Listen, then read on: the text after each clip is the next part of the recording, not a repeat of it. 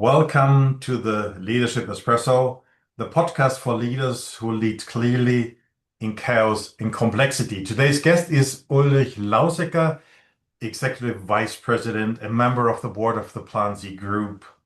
Plansee is one of the world's leading powder and metallurgy companies, creating high-performance materials for the chip industry and for the medical technology industry and even more beyond. And here is what makes today's conversation so relevant. While most companies struggle in the volatile markets, Plansee has shown remarkable robustness in that challenging environment.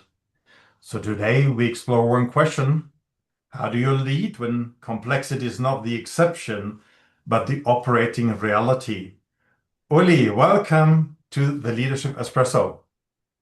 Thank you very much, Stefan. It's a great pleasure to be online today with you. Thank you. Uli, let's jump right into it. How come Plansee shows these robust results?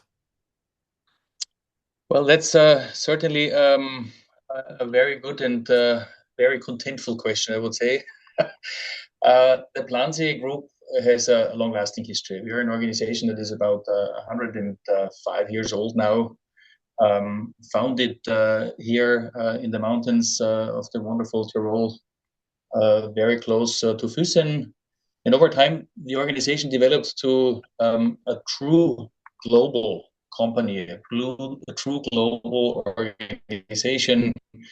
The group today is consisting of two different business areas: Ceratizid, dealing with tungsten carbide tools and for cutting tool applications, for wear part applications, but also tungsten raw materials. And the other business area is Plansee High Performance Materials, that is dealing with primarily molybdenum and tungsten metals, but also metals that are composite materials in all reality, for a multitude of applications. And you already named a couple of them, with semiconductor industry, with medical industry, but it's also high temperature furnaces, it's coating applications. No mobile phone, no computer, no tablet would work without the materials from Plansee that are utilized indirectly in the manufacturing process or directly as a functional layer, for example, in a thin film transistor of a liquid crystal display. The majority of CT scanners in this world would not work without the actual anodes Plansee. And the funny thing is that people typically carry products of Plansee around with them from the early morning to the late night without even knowing. But I think that's what is key to being a hidden champion to a certain extent. So it's kind of you're kind of the Apple of the big industry. Well, You're everywhere. we try, yeah, we are pretty much everywhere, but we try to, and tend to be a little bit below the radar typically. But the fact of the matter is, we definitely, with what we are doing, we are a world market leader in most of the industries that we are in. We have a team of close to 12,000 people all over the world. And that is what really makes us to this global organization: multiple production sites in all the relevant industrial areas of this world. And I would say the key strategy that we followed over the past at least 15 years was making sure that we always have access to the raw materials that we need. And it's a narrow focus. Molybdenum and tungsten are the two strategic core materials of the Plansee Group. But then we go wide with the applications, and the wide base of applications is definitely also what makes us successful even in very difficult times like right now, because there is always an industry that is working quite well and is carrying us through the rough waters that we see at the moment. And so I think a very clear strategy with a wide array of different applications that we cover, that's pretty much the key answer to your question: what makes Plansee successful? So that's who we are. It's the kind of the portfolio strategy. Correct. And Um, and what I hear is also there's a big issue about these rare materials and strategic sourcing, Yes. particularly in these times. As we all know, China sits on them, and they define who will get how much. So how do you secure or what creates this robustness on that side of the business? Mhm. I think that's a true key element of our strategy. For decades, meanwhile, we follow a strategy to secure access to raw material in the non-Chinese sources. Not because we have anything against China. My goodness, China is for us an important market. It's a big market for our competition. Mhm. But fact of the matter is that China is sitting on about 60% of the worldwide reserves of tungsten, for example, and 80% of its manufacturing capacity as well, right? It is sitting on about 50% of the worldwide reserves of molybdenum, and about 60% of the worldwide production capacities. So this is why we thought, we can not be fully dependent on such a dominant player.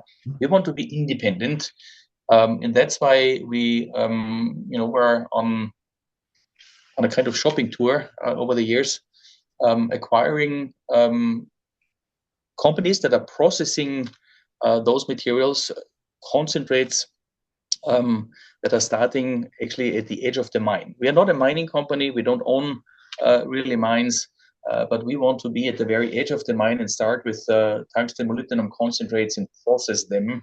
And this is what we did. So we have 100% ownership of the company GTP, which is headquartered in the United States, also active globally, meanwhile, which is taking care of tungsten. Mhm. And we own a 31% stake in the world's largest molybdenum processor, company Molymet, which is located in Chile, also with facilities all over the world. And this is how we secured access to raw material. And especially in this very moment that we speak, the world is crazy about tungsten. There is not enough tungsten in the Western world. China has completely shut the doors. And we are in the very fortunate situation that Plansee is the only company in the world outside of China that can claim we can guarantee availability of raw material. We can't guarantee the price, unfortunately. The price is going through the roof. Well, maybe on an entrepreneurial side, it's not too bad to have the Well, price lever in your hands. we're already at the level where I think it really hurts the industry. It's not healthy anymore. But that's the free market. But the fact is, we can guarantee availability, and that's the most important element right now. So I just make a short summary of what I heard. Like Plansee is a family-owned business. It's been Correct. running for over 100 years. It's been concentrating on molybdenum and tungsten as its core materials.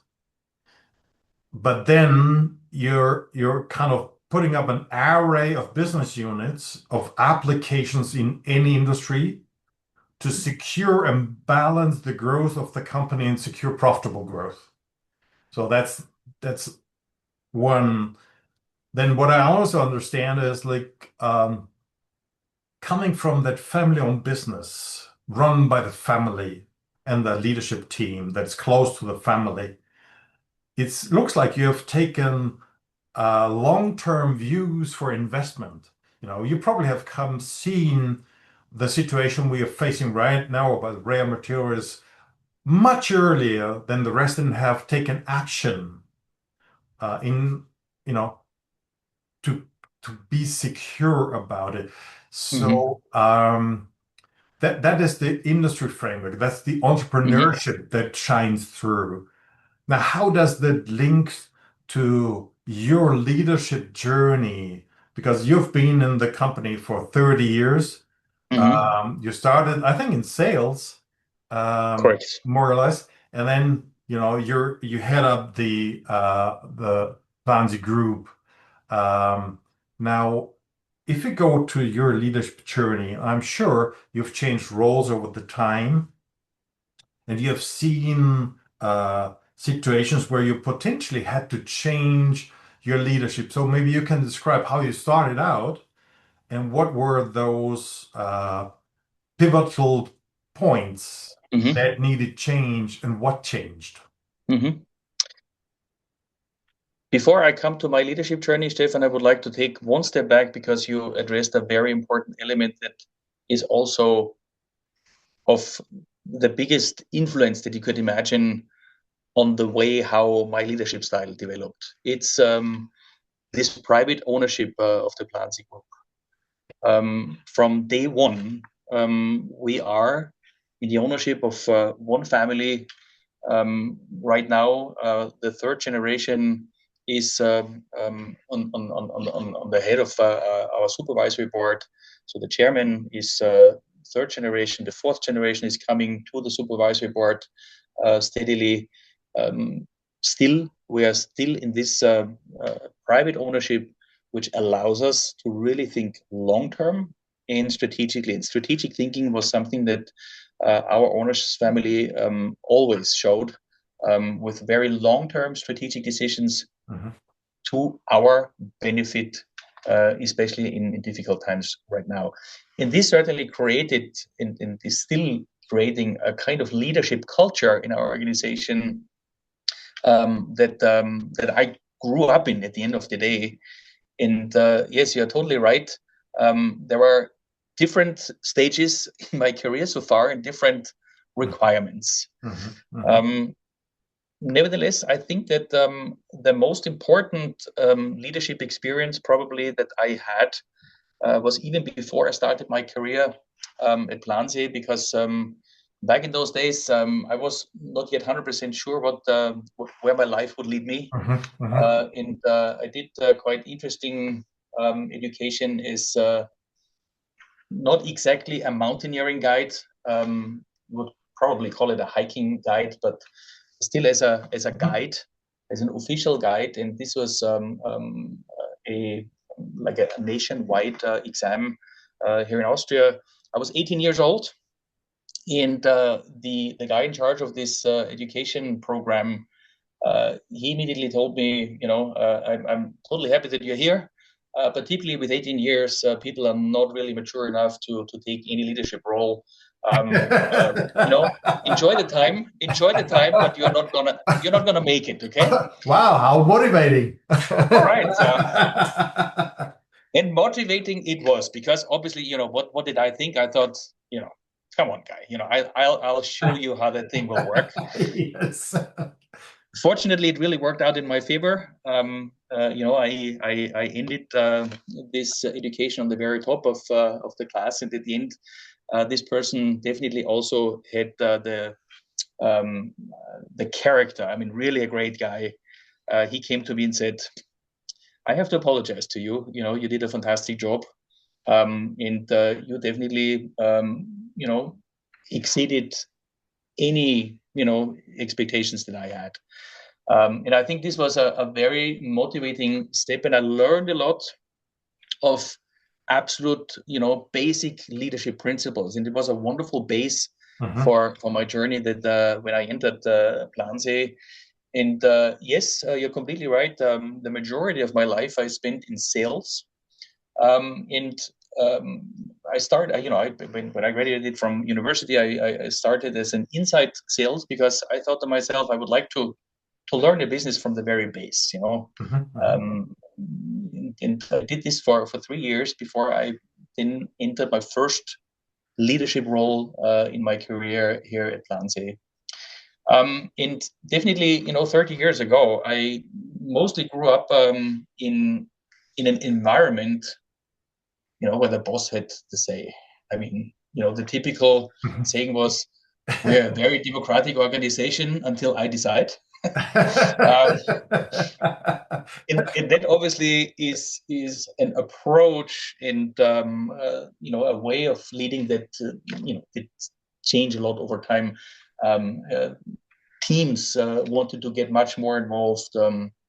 Organizations became a lot flatter in their structure, not so such a strict and strong hierarchy.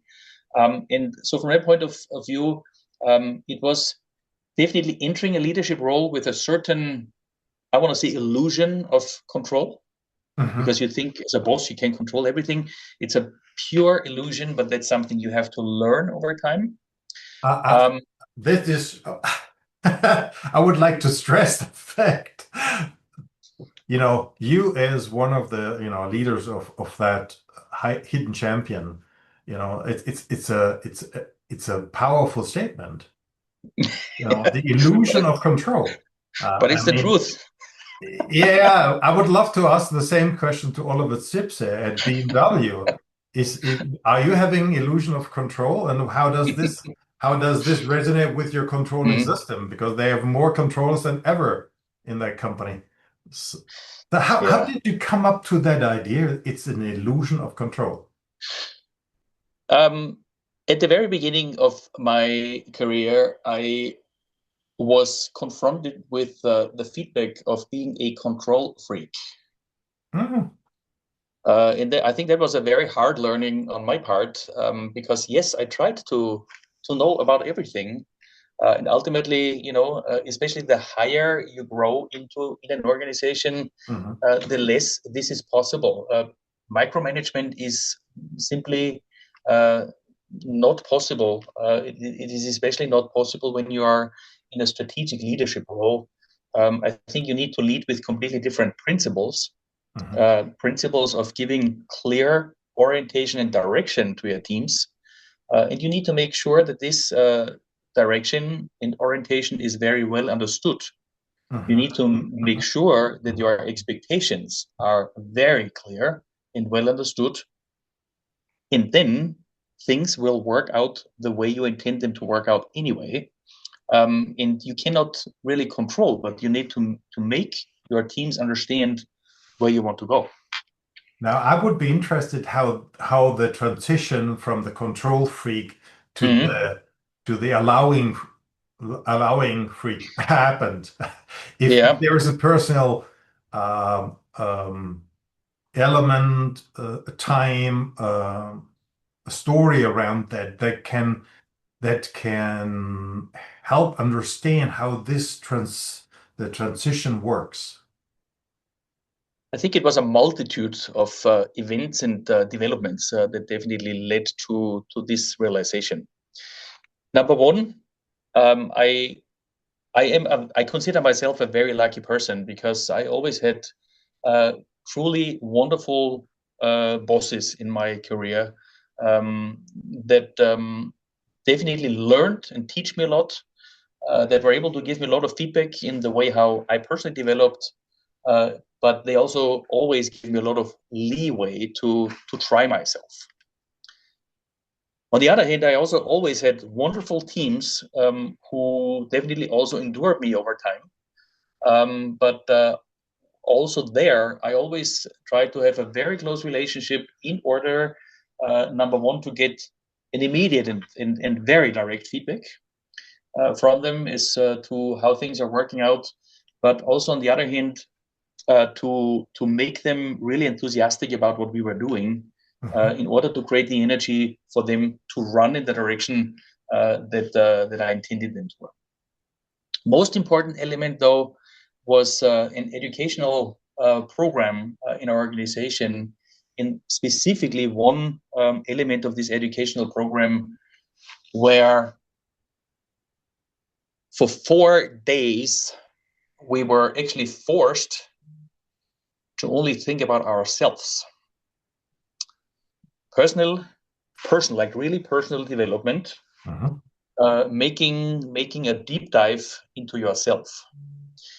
And that's a hard journey. I mean, thinking about who you truly are, what you stand for, what defined your life so far, what are the truly important things for you so far. We had a fantastic trainer during that session But I can also tell you during those 4 days, a couple of people dropped out because they said, this is too hard. I cannot do that. I mean, 4 days only sinking in yourself and making sure you understand perfectly who you truly are and what you stand for. That's not, an easy journey, but it's an extremely important journey to establish, your starting point. A deep dive is for any person a real journey. You may discover things you don't want to discover. True. So, what did you discover about yourself? Well, a lot of things that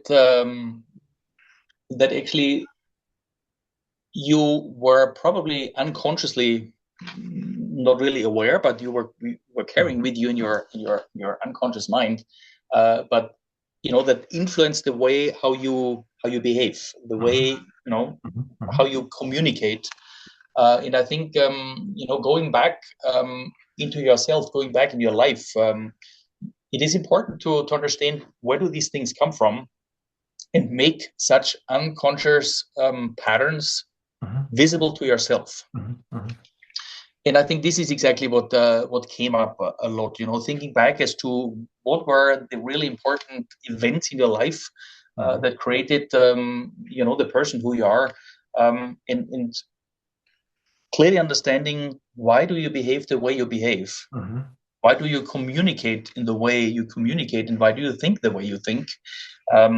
And I mean, this is now going into a very psychological direction, of course.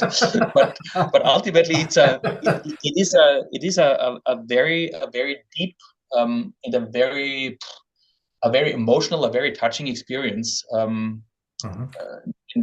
But it's an important journey, and from my personal perspective, a requirement for everybody who is in a leadership position. Uli, what did you do? What did surprise you about this discovery? Can you maybe share one insight or? Well, I think one of the biggest surprises simply was how unconscious, elements in your mind, how strong they actually influence the way who you are. I mean, I had certainly one situation in my life that definitely influenced me a lot and influenced a lot who I am today. It was a rather major accident during mountaineering.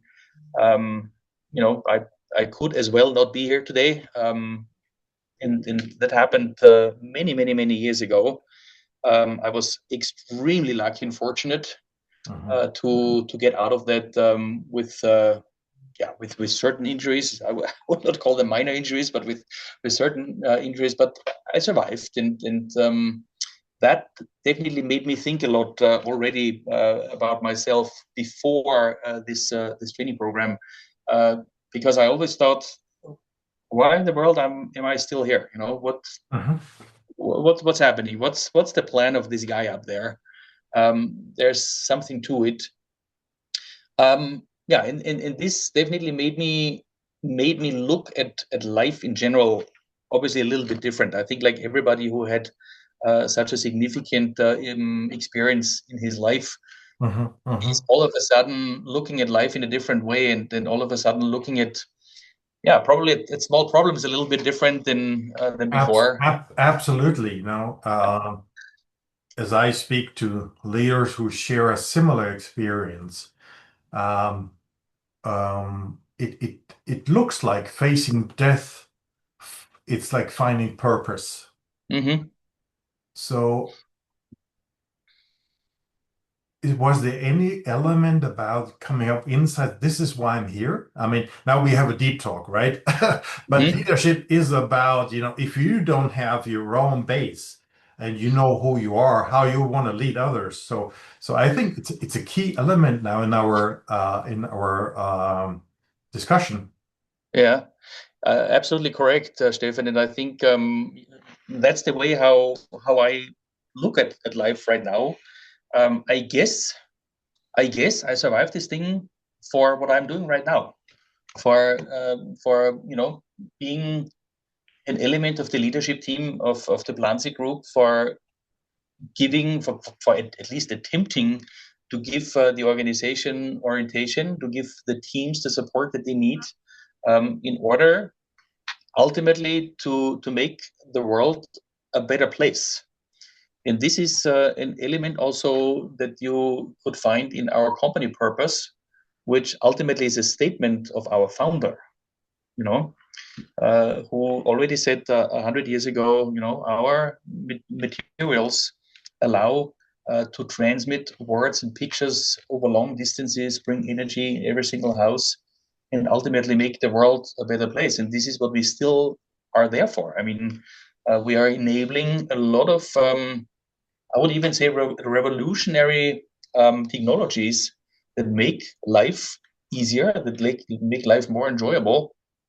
And I definitely find a lot of strength in thinking who we are, and being a humble element of this organization, trying to give guidance to the people, give people a safe workplace and an interesting task to fulfill, for the better of mankind, I would say. Sounds big, but in all reality, no.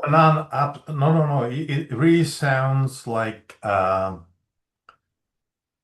very centered human being knowing about his purpose. To me, it sounds like, I heard things like, I'm fortunate, I'm a lucky guy, I'm here to support and help find the right direction. I'm here to provide a safe environment to learn and to challenge the status quo. It sounds like a very humble, grounded person that doesn't take leadership. It's all about me, but it's about you. And maybe what you said, you started out at 18, doing a hiking guide or a mountaineering guide formation, and it all shows into like guiding. But what comes most across is the events that took you there created a light-hearted person. It didn't create a bitter person, a forcing person. So it feels like you were thrown exactly into the right events to come up to live that guiding, serving, supporting, enabling, empowering, but in a light-hearted way, where people know, maybe the joy is coming back, the passion is coming back. How does this resonate? Extremely well. I just thought to myself, this is extremely nice listening to you now, and reflecting on this once again makes perfect sense. But everything that you say, Stefan, is why I consider myself a lucky person. Yes, I was thrown in the right direction. I had super nice bosses, super nice teams. I was always very passionate about what I was doing, and I think you certainly cannot be a successful leader without being passionate about what you're doing. At the same time, I think every leader should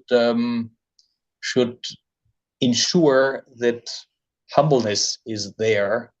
Not being humble as a leader, I think, is a problematic attitude from my personal perspective. And even the steps in my career that took me further into more responsible leadership roles, first of all in sales, and then more in general management, being responsible for operations for a certain part of my career. These were all different challenges, and my goodness, I would be extremely proud if I could claim that everything happened on purpose. Well, it was from my perspective a lucky event, a lucky arrangement of events that brought me there. Yeah, maybe there is a bit more than the luck behind. Could Let's be. let's hear more about maybe the situations that put your purpose and leadership under an acid test. You know, when Mm-hmm. the complexity came all about.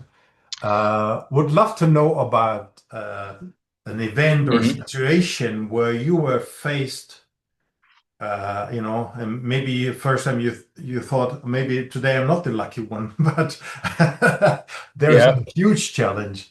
Um,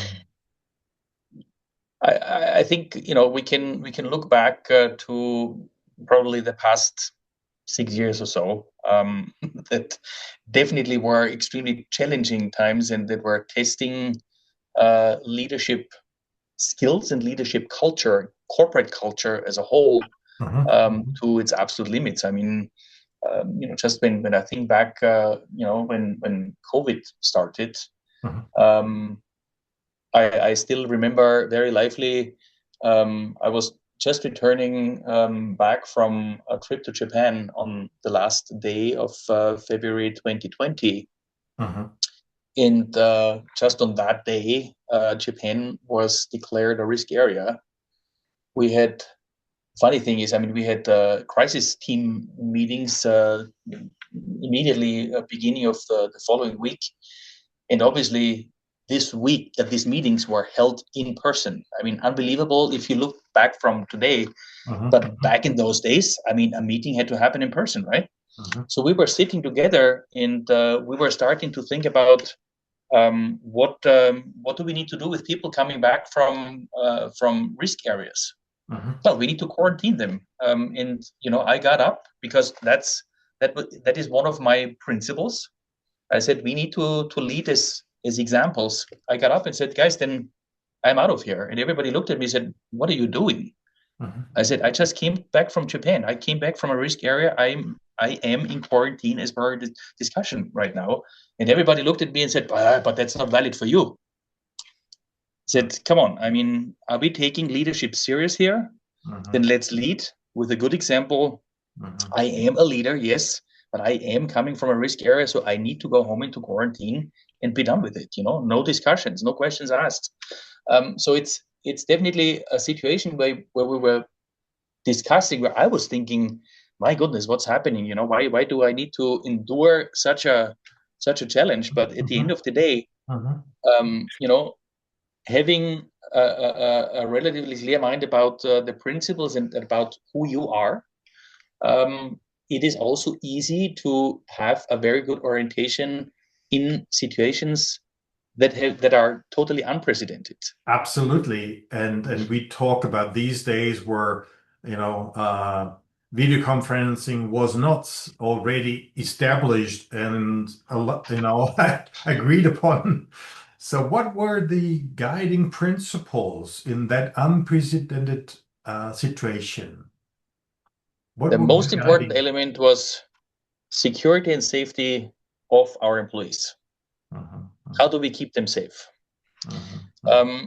Second element, Plansee is belonging to the critical infrastructure in Austria. How do we keep up operations in order to fulfill our status of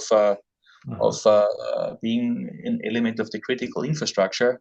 So, in still above all, it was the safety of our employees. We needed to make sure that those who could work from home are able to work from home. I mean, we were bringing the whole administration into home office within a matter of 3 days, fully operational. That was quite an event, and especially our IT teams all across the world did an incredible job in making all of this happen. At the same time, we needed to make sure that our employees in production were working in safe environments. So, how can we keep them safe? By limiting physical contact, making sure that shift changes are working accordingly. And yet, we sent all administration home. And yet I said, our senior management team again needs to act as an example. Our workers need to come here to work. They cannot work from home office. So I expect every member of the senior leadership team to be in the company as well. It's only a handful of people, so there is no risk involved, but we need to be seen. We need to show the commitment to those people who come here and leave the presumed safety of home under these conditions. Now, would you say safety is your personal value, or is it already built into the corporate culture as it is a family-owned business? It has the idea we take care about you and then you take care about our business. Yeah, it is both, Stefan. I would say it's really both. Our company definitely has, especially in the past couple of years, an extremely good track record when it comes to occupational safety. We also had to learn the hard way. We had devastating fire events in our organization. We had lethal work accidents, fortunately, very, very rare. And nothing happened over the past years, but we had those lethal work accidents. And this is meanwhile certainly built in our DNA. We definitely want to and have to make sure that people are leaving their workplace and return back to their families safely every single day in every one of them. And we don't allow for any compromises. So safety is certainly a very big element. It's resonating a lot with the picture of the mountaineering guy or the hiking guy, because you want to make sure everybody's safe. So it seems to be part of your DNA to keep people safe. But the safety has more dimensions to it. It's also mental safety and emotional safety. So could you just, I'd be interested if the safety element has more dimensions in your leadership. Very interesting statement, Stefan. I've never thought about it this way, but I will have to reflect about it afterwards. There is something to it, because yes, multiple dimensions. We are discussing a lot about psychological safety also in our organization. Yes, sure. Yes, there are different descriptions and different understandings of psychological safety. In the way how, in this very simple and probably naive way, how I see it is simply that people in our organization need to be able to feel safe in the work environment. They need to feel safe talking to their colleagues, talking to their team members, but especially also talking to their bosses. I certainly am a firm believer that people can only perform if they feel good. I'm not talking about a wellness organization. I'm talking about feeling good in the sense that they can perform 100%. They don't need to be afraid of being, shouted at or being blamed for something or what have you. They need to feel safe that they, also can make a mistake once. They should not repeat the same mistake over and over, for sure. But only if mistakes are allowed and nobody's blamed, we're able to learn and develop as an organization. So I firmly believe in this this context of psychological safety, because I also think you can only live passion and excitement only truly if you feel safe in the environment that you're at. If you feel safe that you can be who you are. Especially important as a leader. I think who are the best and most successful leaders in this world, those are the very authentic, natural persons. People who are the way how they are. Every facade that a leader tries to build over time, I guarantee you at some point of time it will break down. The facade will break down, and then the real person comes up, and then the chaos is there. So from that point of view, yes, it seems, and I'm realizing that now as we speak, safety seems to have a very big place in my heart.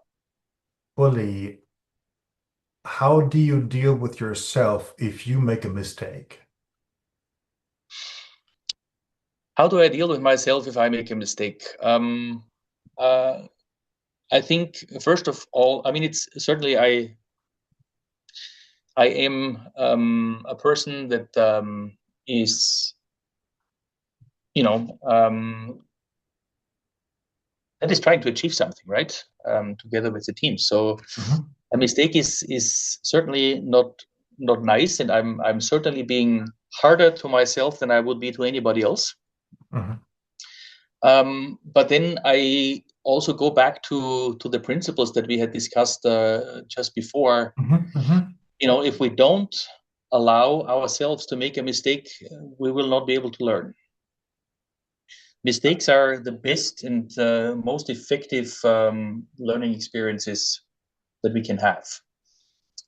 Let's not make the same mistake over and over. Let's learn from it and let's get better, in every step that we go. And let's improve. Also, let's improve as a person.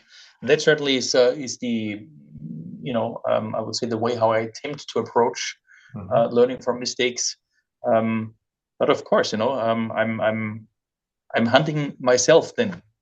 Was this really necessary?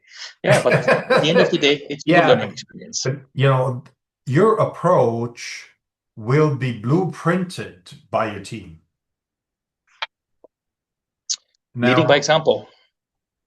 Absolutely. And this comes back to the core question, are you leading from the outside, from whatever, blaming, or lead you from the inside, like from who you are? Now, what questions do you ask yourself that can help other leaders maybe in a situation? There's pressure, there's uncertainty, you make a mistake. What are the 1 or 2, 3 questions that will kind of change the perspective on it? I would say the question is, it always starts with oneself. You can only find a way out of such a situation when you know who you truly are. So that's question number 1. Do you know who you truly are? Already a very big question. It's not. It is a big question. It's not a coffee break question. No, for sure not. Again, I remind you, it took me 4 days to come up with that. and even with the aftermaths, a lot more for sure. No, but because this is a starting point, and then next question would be, what is your North Star? Where do you actually want to go? And then look at the big picture. In every difficult situation, every I would say chaotic or complex situation, there are certainly multiple ways out, but you will always, if you have your true North Star as well, you will always also recognize opportunities in such a situation. And I think I am a very, I would say, a very optimistic and positive person, and I always try to find the positive aspects in even difficult situations. Even during COVID, we learned such a lot that we had positive experiences. So look at the big picture and see where are the opportunities. And these opportunities will guide your way out of this situation. But you need to know who you are, you need to know where you want to go, and you need to know the big picture. Those are the 3 elements, I think, that are truly important. So what I understood from our conversation, from the question number 1, who you truly are, it seems to me there is a humble, ambitious, lighthearted, grounded, centered, serving, supporting, enabling person who sees himself as a learner. And it looks like you love learning. You love the learning side of life, even if it gets tough. And then it's about the focus. Where do I take my focus?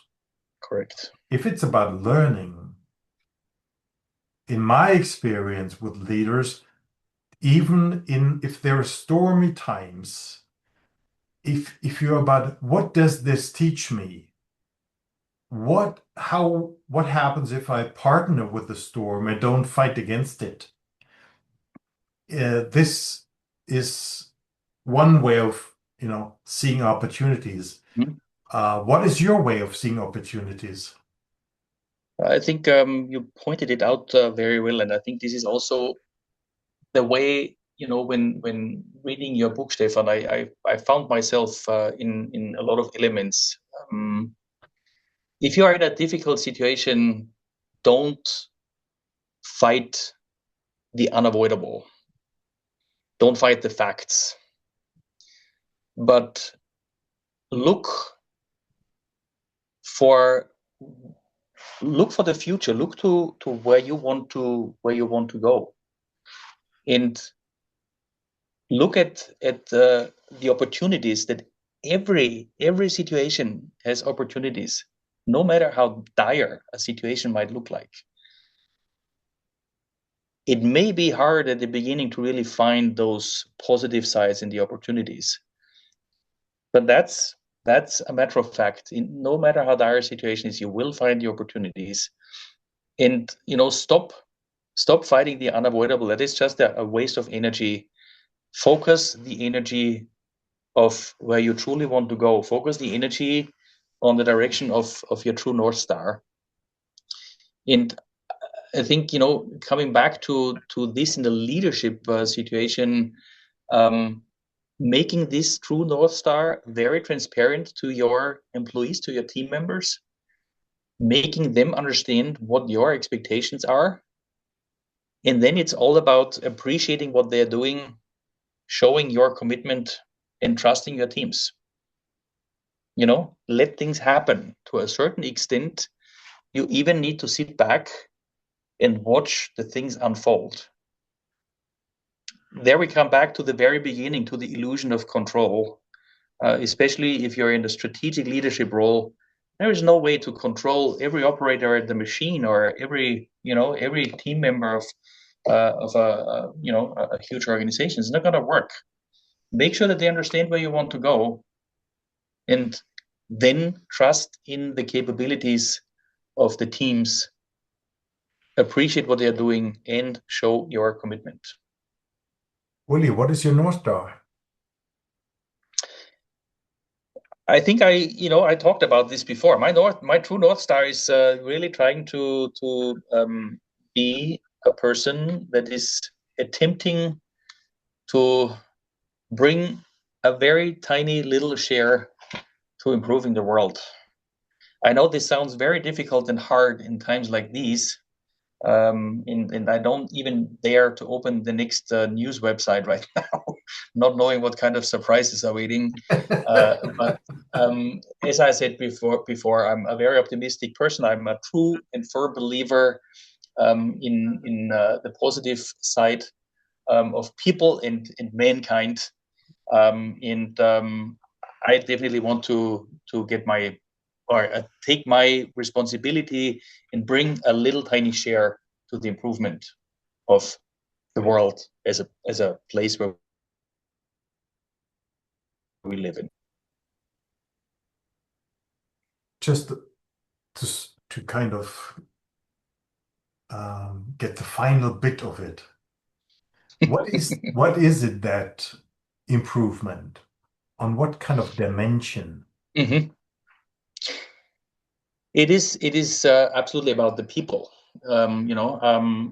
It is making sure that people find satisfaction and joy in what they're doing. And I mean people that I'm allowed to be responsible for, people that I'm allowed to lead in our organization.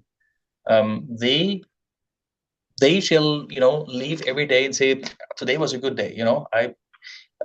I was able to get my share in producing this and that product for this and that application, enabling a really, really powerful innovation in this world. And making sure that people in our organization feel safe, get back home to their families, no matter in which of our production sites, and they go home and say, today was a good day. I think we took already up our responsibility and realized a little tiny piece of what I'm dreaming of, I would say. Mhm. I find it very extraordinary to combine safety, satisfaction, joy, and then, as a higher idea of a higher North Star, and where you are the driver, the path, the catalyst, the leading by example bit piece. But I've never really heard about someone who combined the safety, satisfaction, and joy bit so profoundly, so supportively. And I'm really moved and touched now by, having had the opportunity to get more of the essence of your leadership as you as a person.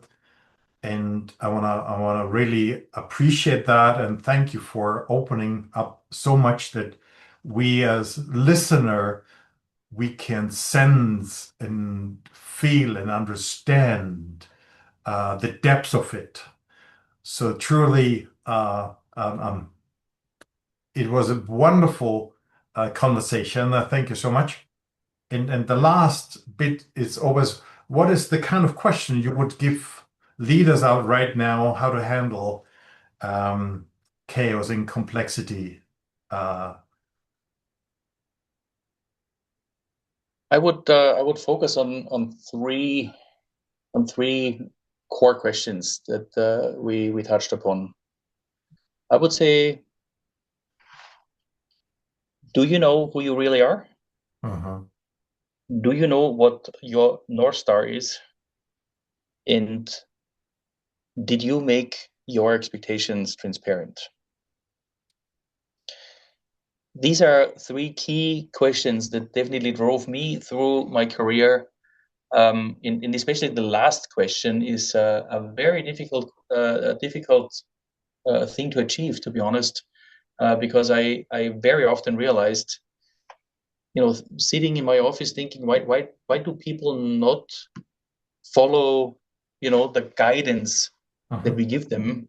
And every time I had to realize, because I was not clear enough in expressing the expectations, I was not clear enough and good enough in my communication to the teams. That's why I believe that this is an extremely important question. But the first one, who you really are, and the North Star is the core principle of guidance, especially in times like these. Guidance is what a leader has to give to his employees and team members, especially in difficult and volatile times. And how can a leader give guidance, solid guidance, if he himself does not know his own personal orientation? I take out clarity is key. Clarity about who you are, clarity about the North Star, and clarity about your expectations and guidance that comes from your inner clarity. I think that is fantastic as a principle in any time, but particularly in uncertain and chaotic times. So I just want to thank you again, Oli, for taking your time for let us, have a deep dive together and